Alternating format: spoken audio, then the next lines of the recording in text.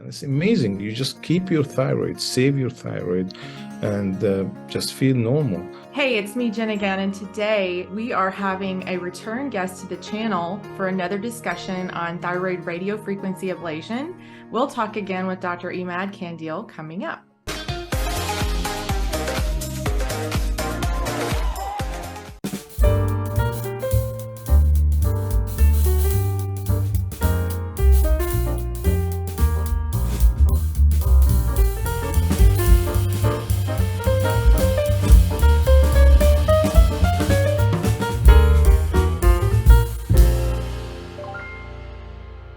Dr. Emad Kandil is a highly ranked endocrine surgeon with a passion for helping patients shrink thyroid nodules and cancers using radiofrequency ablation, a non-surgical thyroid-sparing technique.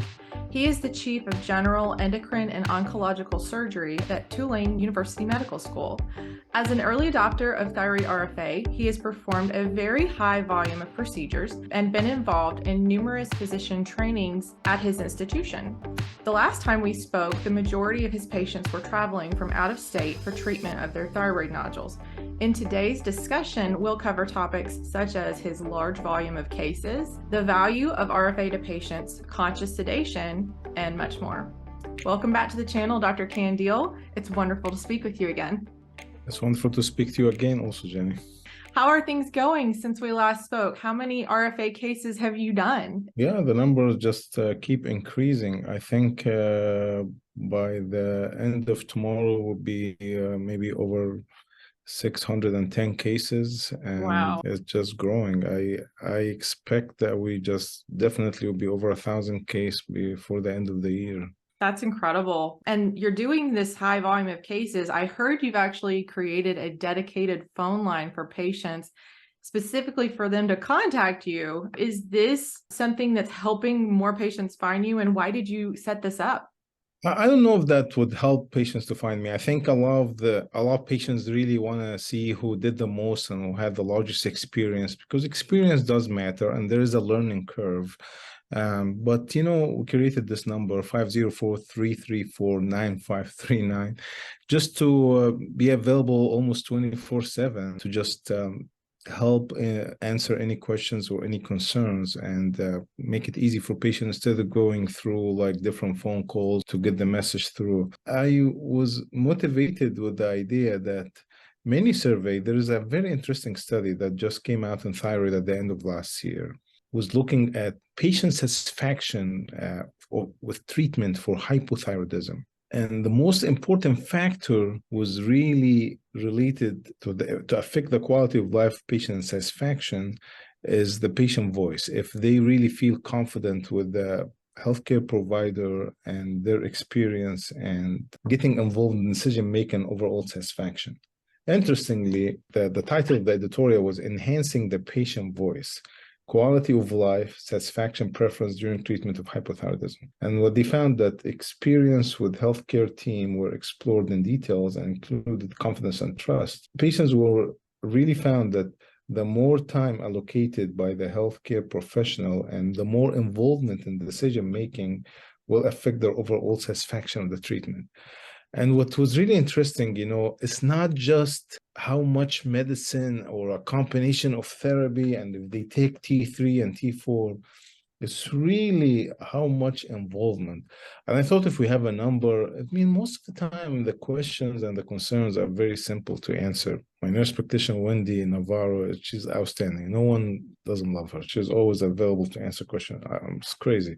Weekends, etc. But I think it's really important. Even the American Thyroid Association, when they created a task force for treatment of hypothyroidism, they included patients in this panel because it's important to understand that enhancing patient voice and ensuring that the patient voice are really important and should affect the guidelines. That's a big thing. A lot of patients with thyroid problems, they feel that they are not treated appropriately. To have a normal thyroid function does not mean that you are normal. You need someone to listen and to understand. And since we are doing this for patients that are trying to avoid hypothyroidism or have thyroid problems, I thought this is very important to have this access. Yeah. I think that is absolutely relevant. Patient satisfaction, whether it's with hypothyroidism or treatment of thyroid nodules or cancer, it's the same problem. You have patients who, as you said, they don't feel like they have a voice and they want to have good communication with their provider. I think that this dedicated line that you've created is a really awesome idea.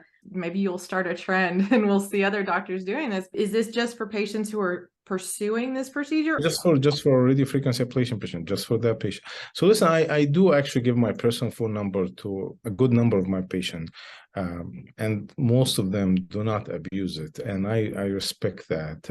But I felt also that sometimes they feel that they don't want to reach out to me just out of respect, and I want them to feel comfortable. I wanted to call this number, and I felt the patients are more comfortable, for example, to reach out to my nurse practitioner over the weekend rather than me. And I'm available, but I noticed that significant increase in number of calls to my nurse practitioner who's always available, which is amazing. So we created that number, so it's kind of like patient feel comfortable with that. You know, just to kind of give you a little insight into our Facebook community, we have a lot of patients, not specifically yours, but just across the board. They'll have their procedure or they'll have questions about their procedure either before or after they're actually treated. And they come to us first.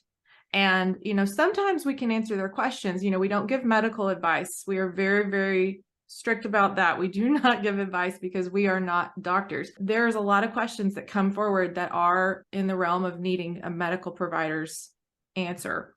And so we always recommend, you know, that's a question for your provider. You need to call them. Don't feel, as you said, that hesitancy, that, you know, concern out of respect for the provider's time to not call. So I think this is great. You're breaking down a barrier that we often see.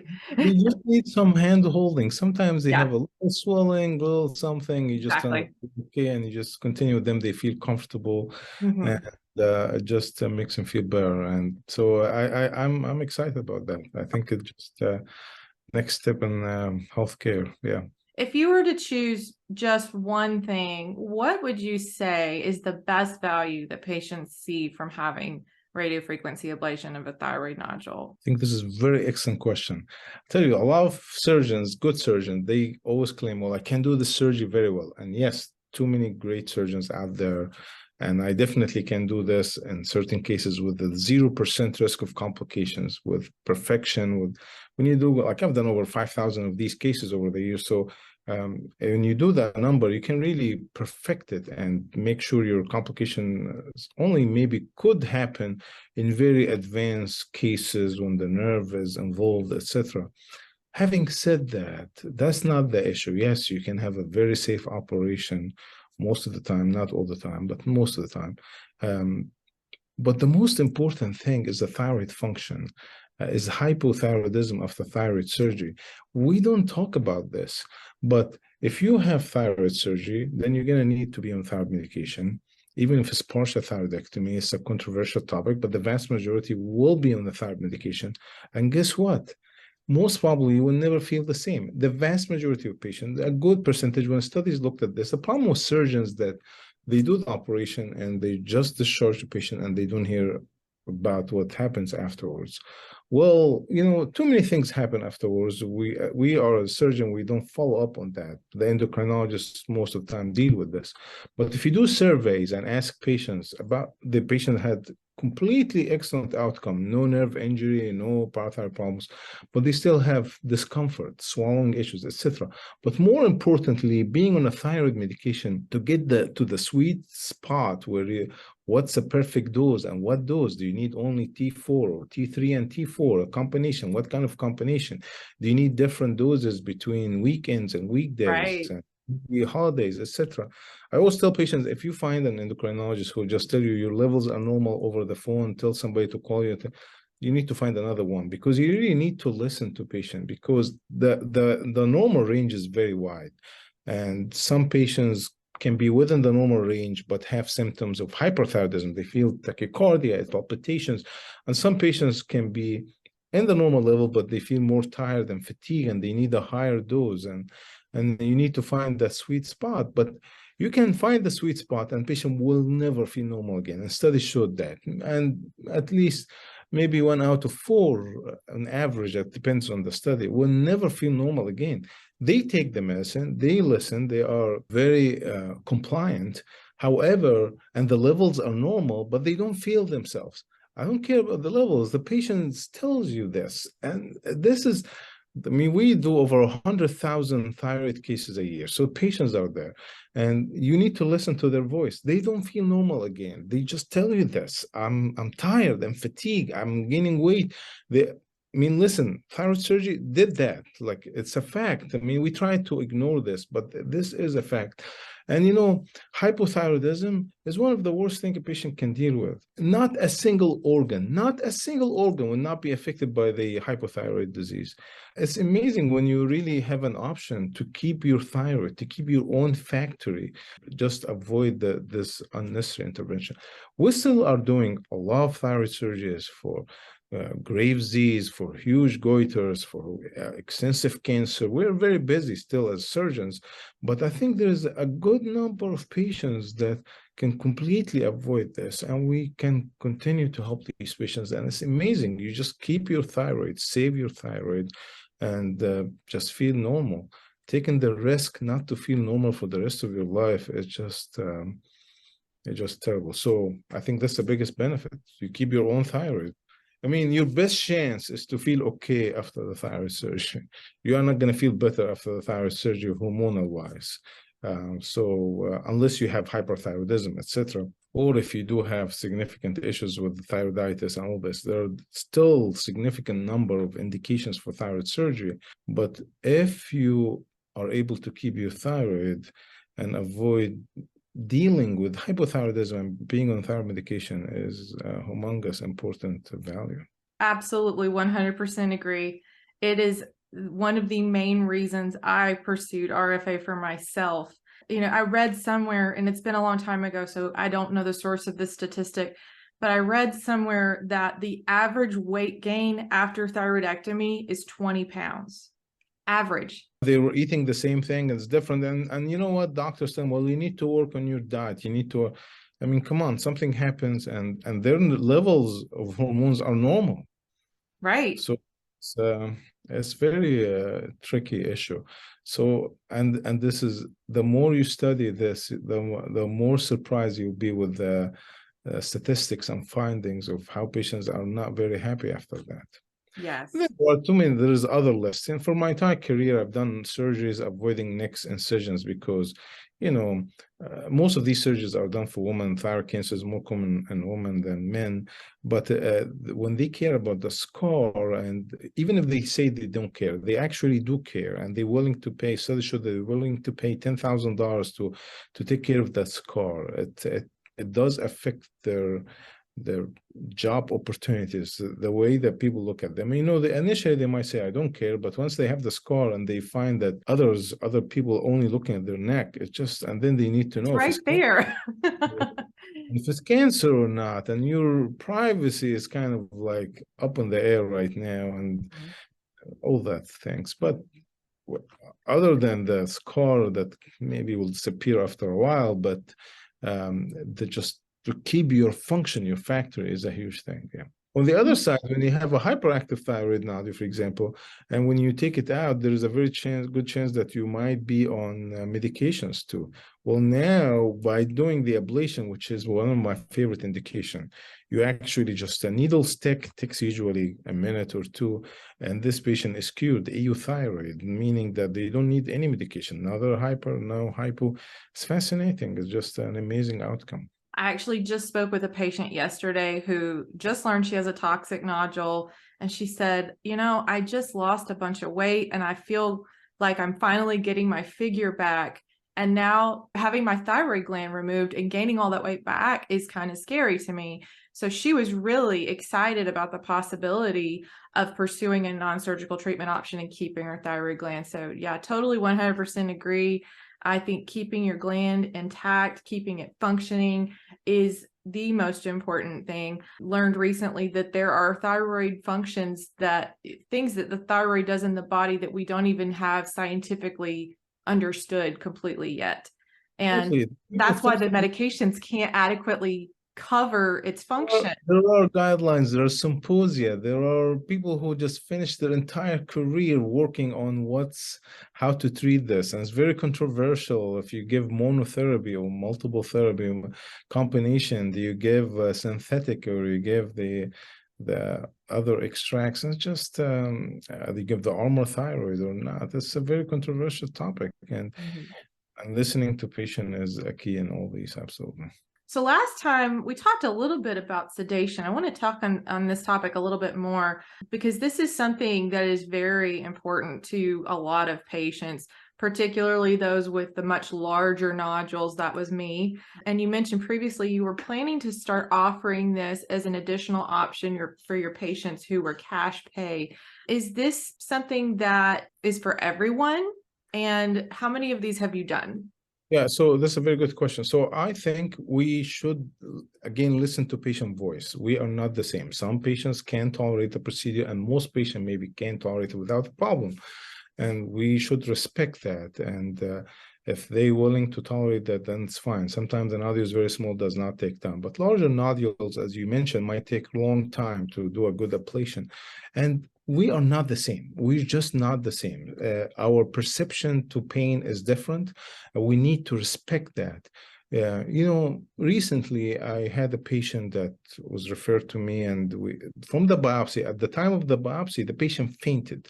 And the patient's like, oh, I can't do an RFA. I'm going to faint again. This is like tremendous. And the patient was seeking an RFA for this. And it's like, well, I would like to do this with sedation. His insurance did not cover this. So I've been doing this with when the insurance covered it. We always try to get the insurance to cover it.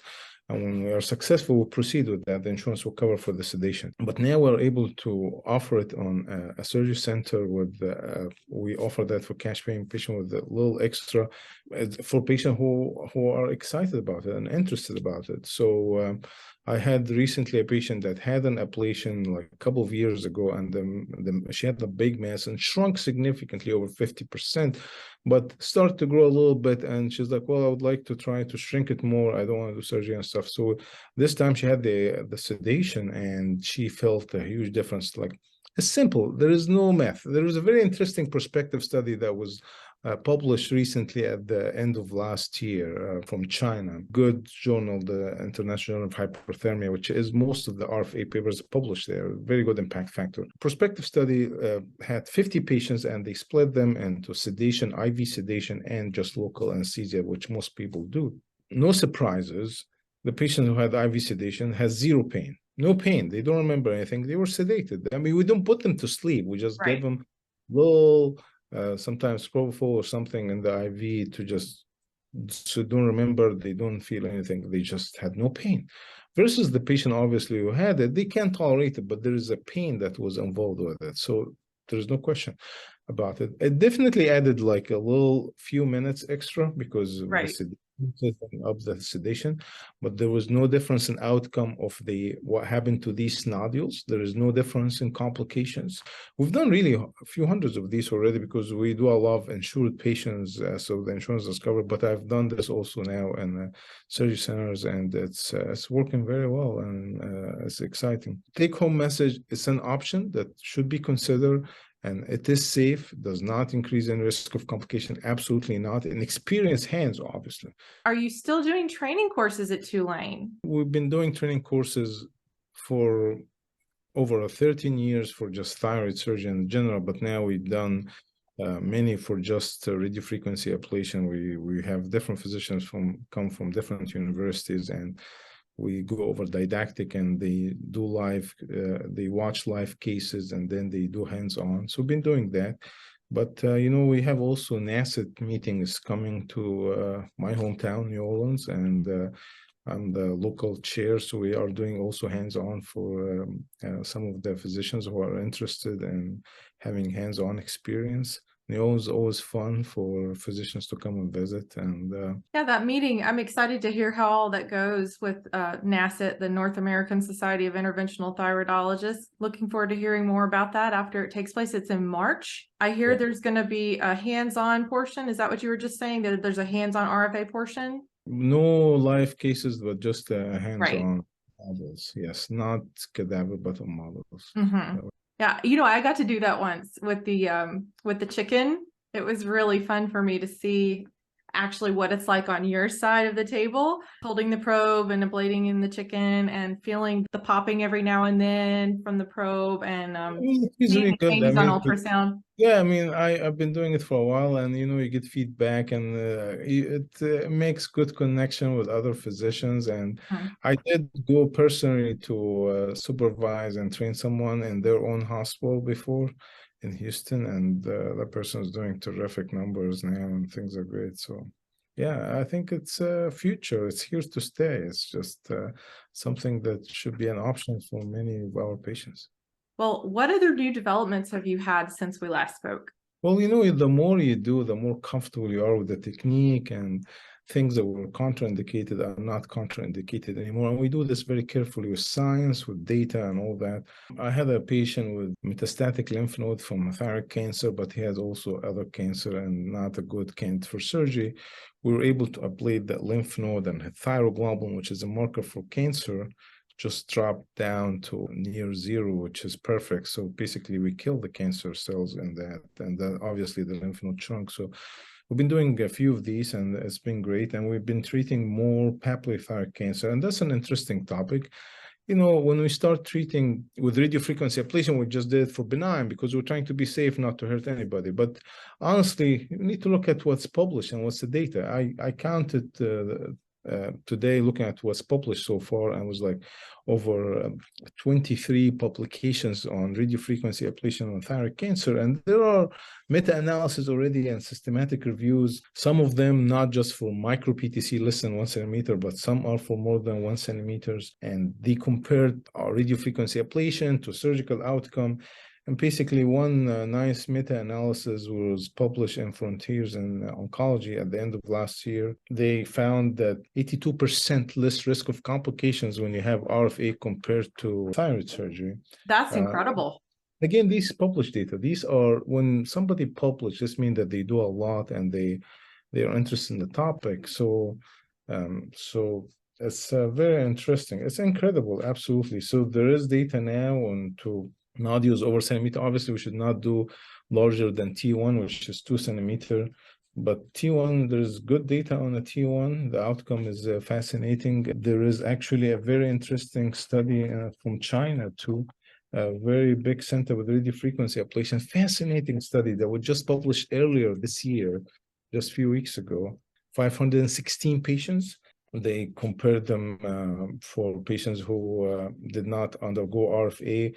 And basically what they found that in their cohort of 516 patients, they followed these patients up to 100 months with an average of 5 years. 5 years follow-up. The local tumor progression was approximately 4%.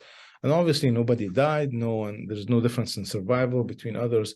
And here's the thing, it's amazing that we are okay to offer active surveillance, meaning just monitoring small cancers without an operation. Not for everybody, for little small cancer that doesn't have risk of extrathyroid extension, no lymph node metastasis. So these patients should have a good comprehensive neck ultrasound to make sure there are no metastases, etc.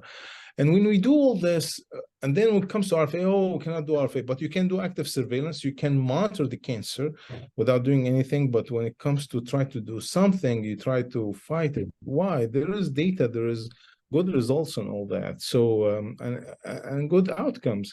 I mean, I have patients that their nodule disappeared, or 95% shrinkage, etc. That's an option for these patients. But I mean, again, this is a select group of thyroid cancer patients with small cancers that are not metastatic. I get a lot of consultations about this, but the patient did not have the appropriate workup. There is no comprehensive neck ultrasound, which is amazing, which happens a lot in this country, that patients will just undergo surgery, which is not supposed to happen, without a comprehensive neck ultrasound, because just in case if there is a lymph node and metastatic, this patient needs one good operation, removing the thyroid and metastatic lymph nodes, but not this. Talking about metastatic lymph node, there's actually a recent study that was also published a few weeks ago in Thyroid, a top journal in the thyroid field, that looked at patients with small lymph node metastases. They did active surveillance for these, meaning monitors, already metastatic.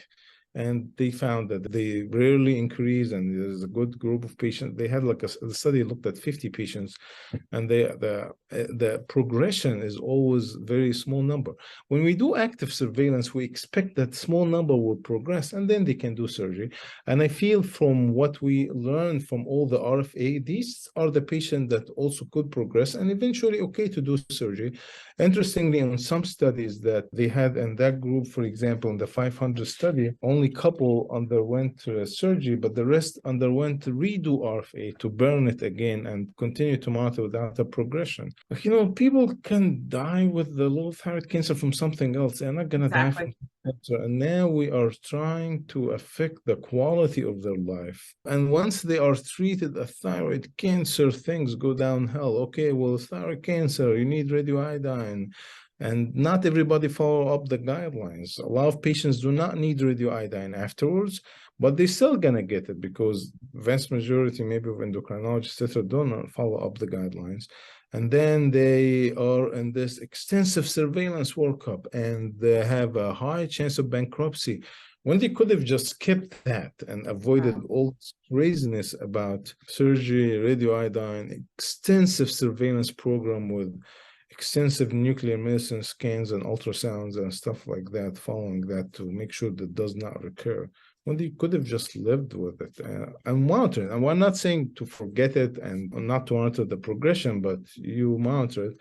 So I feel instead of saying surgery is always the standard of care and safe and everything, active surveillance is definitely an option. That's also recommended as an option by the American Thyroid Association guidelines. Well, now the guidelines come every 5 years or even more. Last guidelines were in 2015. So that's almost 8 years now. But there is extensive data on the radiofrequency ablation. It's an option. So instead of doing nothing, it's an option to try to maybe control it, shrink it, etc.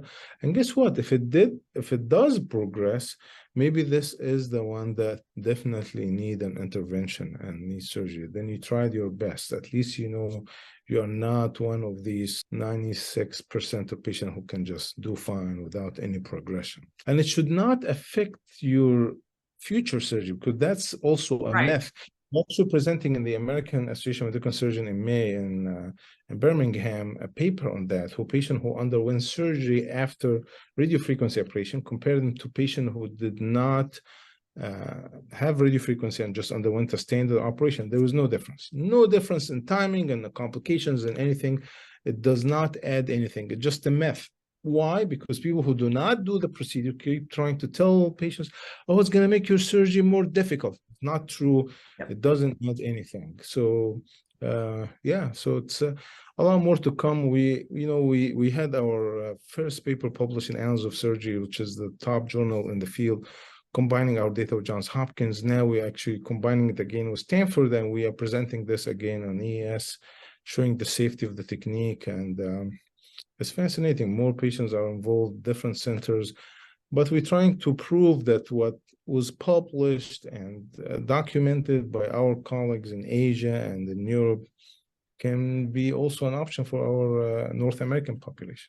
Excellent. Well, I can't wait to hear all about that. Do you have any final thoughts you want to share before we wrap this up? Thank you for the opportunity. I mean, I think we covered a few things with the sedation as an option in cancer patients, but I think it's really fascinating how we see the progression of this. You never know. The indications keep increasing. It's amazing. Definitely. I'm excited where this is heading.